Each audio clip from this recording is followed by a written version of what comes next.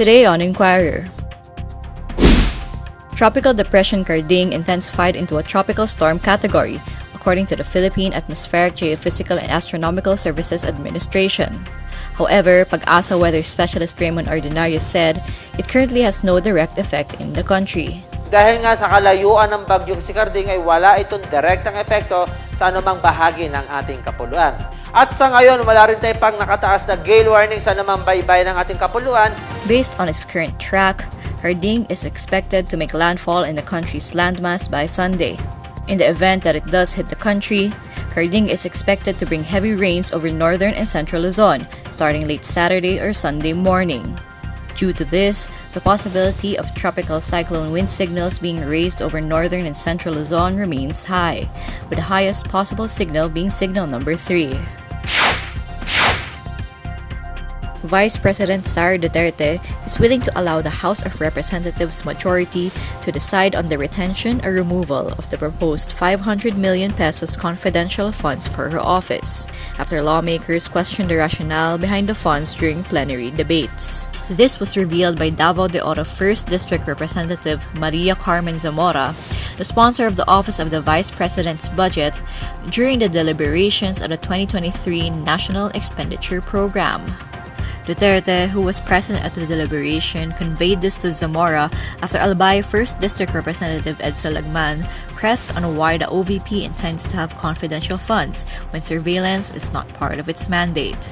Now, it is now our understanding that the Honorable Vice President is not willing to forgo not even a single centavo of the 500 million confidential fund allocated in her office. Mr. Speaker, if I may, Your Honor, the Honorable Vice President has just shared it with me now that she's saying she defers to the decision of the majority of this Honorable Congress. Aside from the confidential funds, the OVP is also asking for a huge budget. However, OVP officials and Duterte herself defended the allocations, saying the OVP and the Department of Education, which she also heads, have a direct link to national security issues.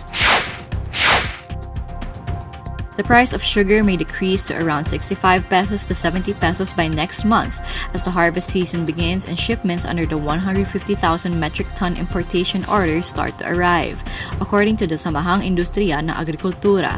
Medyo bumaba na ng konti, no, compare last month, nasa 84 to 90 pesos. So yun ang monitoring natin sa ngayon. We hope by next month, bababa pa yan, no, kung start na yung harvest ng ating mga local produce na mas malaking volumes. So also noted that the arrival of the 150,000 metric tons of sugar, green-lighted by President and concurrent Agriculture Secretary Ferdinand Marcos Jr. under the Sugar Order No. 2, will similarly augment the remaining sugar stock of the country. We hope mapunta sa 65 to 70 pesos kasi kung nakita natin yung import price plus tariff, more or less, nasa landed ito nasa 36 pesos. No? Saul pointed out that if this figure is marked up by importers, it may reach up to 45 pesos, which makes the forecast range of sugar retail prices attainable. He likewise assured the public that the sugar imports will not significantly affect the local sugar producers. The cost of sugar as presented in the Department of Agriculture's price monitoring as of Wednesday is 95 pesos per kilo for refined sugar, 75 pesos per kilo for washed sugar, and 70 pesos per kilo for brown sugar. The Philippine peso is still in free fall as it closes today at 58 pesos and 49 centavos against the US dollar, a new all-time weakest position for the local currency.